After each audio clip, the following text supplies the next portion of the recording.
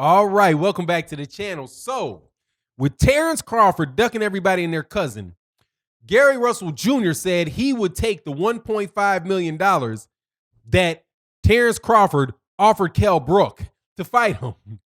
You know that ain't going to happen, but Devin Haney, the WBC lightweight champion, says, I got that $1.5 million for you, Gary.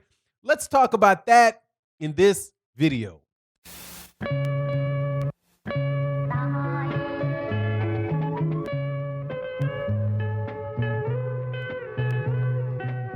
All right, welcome back to the channel. Absolutely love talking about this boxing. Gary Russell Jr., man.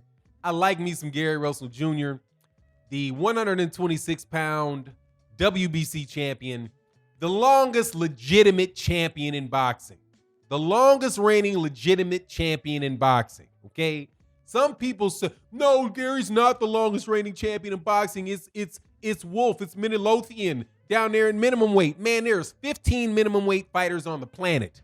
Okay, I don't want to hear that. There ain't but 15 minimum weight fighters on the entire earth. So what if he's been reigning? I've been reigning as the champion of my office for the last 2.5 years. Am I in the running? Get out of here with that little fart weight, man. They ain't trying to pay attention to no little fart weights. Well, no, I like the fart weights, but we ain't gonna give, we're not going to give too much credit for that, man. Atomic weights and things like that. The Gary Russell Jr. has been a WBC champion for 5 years. Won that around the same time that Deontay Wilder won it, and within a month or two of when the little Midlothian guy won his.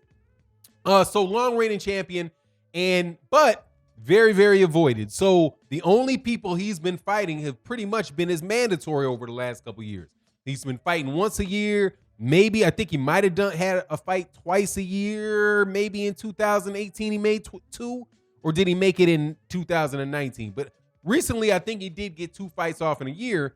But he's never been able to get a unification fight. He's fights mandatories, but he's never been able to get the guys that he wanted to fight in the ring. Shakur Stevenson didn't fight him. He's out of the division now. Josh Warrington, who's the IBF champion, doesn't want no part of him. Emmanuel Navrat, from Top Rank, who is going to be moving up and fighting for the 126 or the featherweight WBO title. He ain't gonna want no parts of Gary Russell Jr. So Gary Russell Jr. says, hey man, let me just dare to be great and go try to get the #1 pound for pound fighter in the world. If I can beat him, then I'm the man. If I lose, it is what it is. I went out there and I took a shot at it. It's a late part of his career. He dared to be great.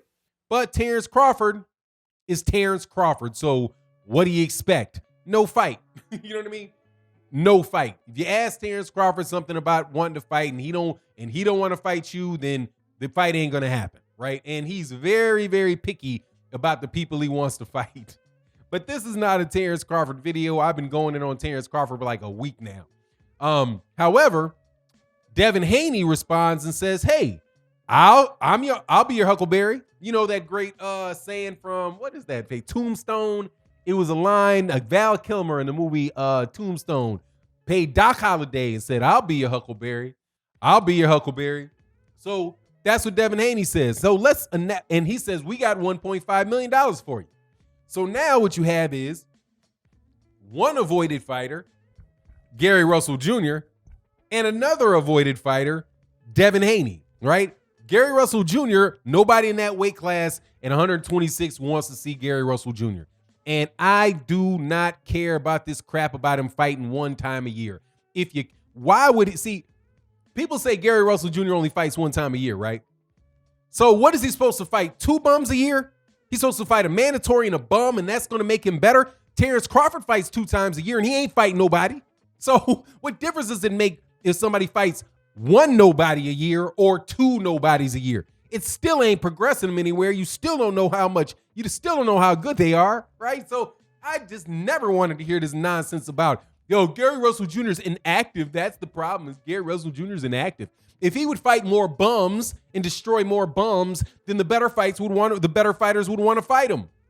Man, that makes no sense to me whatsoever, man.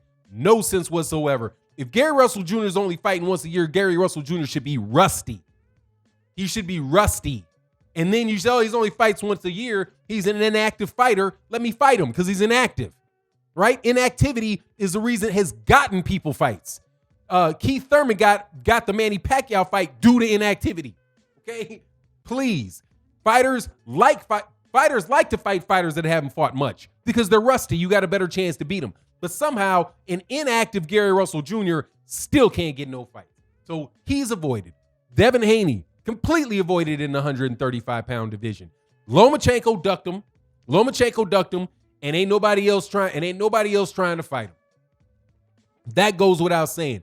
The WBC did him wrong. Now you got Teofimo Lopez and Teofimo. Now maybe Teofimo Lopez will fight him. I doubt it, but maybe he'll fight him if he beats Vasily Lomachenko. Gervonta Davis ain't gonna fight him. It's not gonna happen. Gervonta Davis is not gonna happen. Floyd Mayweather's not gonna put him in there with him. Those guys are two different weight classes. Not gonna happen. So people have been avoiding both of these guys, right? And I think even if Devin Haney moves up to 140, he's probably still gonna have people like, nah, that looks like too much for me. And it does, man. Devin Haney looks like serious business. So you got two fighters. Devin Haney says, hey man, I got 1.5 million for you. We can do it, Gary, right? Now, by the way, Devin Haney's next opponent should be announced pretty soon. Heard his trainer, God, is it Mickey Bay? I think that was Mickey Bay that was on Blue Blood Sports TV's channel and said that the opponent, they already know who he's going to be fighting, and that opponent will be named pretty soon. So we'll see. And of course, this, it's a little bit of posturing on the part of Devin Haney, but hey, man, let's run with it. Like I said, man, we talk boxing on this channel, all types of boxing. And so anyway, Devin Haney and Gary Russell Jr., two avoided fighters. So the question becomes, should Gary Russell Jr. call Devin Haney on the 1.5? And the answer to that is no way. No way. Because that's not the point. The 1.5 isn't the point. Because Gary Russell Jr. already gets that. Gary Russell Jr. can fight for $1.5 million at featherweight for his mandatories. He's been getting that money. The reason that Gary Russell Jr. said he'll take the 1.5 is because he specifically wanted to fight with Terrence Crawford, not because of the 1.5. I'm sure there's a lot of people that got 1.5 million that have the ability to underpay Gary Russell Jr. You know what I mean? So 1.5 is just underpaying him. So Gary Russell Jr. is not gonna take that 1.5 million for Devin Haney. And why Devin Haney? Why would he not take it for Devin Haney? Or why would I say he shouldn't take it for Devin Haney, but he could take it for Terrence Crawford? Now that is because off face, some people might say that makes no sense. Devin Haney should be an easier fight than Terrence Crawford. He's 135 pounds, right? Which is only two weight classes from Gary Russell Jr. And Terrence Crawford is at 147, which is you have to jump over 3 weight classes to get to 147. You got to jump over he'd have to jump over 130, 135, and 140 to get to Terrence Crawford. So if it's 1.5 million for Devin and 1.5 million for Terrence Crawford, you say, oh, well, he should fight Devin Haney. Devin Haney's less experienced, all of that stuff, right? He has a better chance of winning the fight against Devin Haney than Terrence Crawford. To that, I retort, again, that number one, that's being underpaid. Gary Russell Jr. for either of those fights, $1.5 million would be a joke to Gary Russell Jr. because Gary Russell Jr. can get that at 126.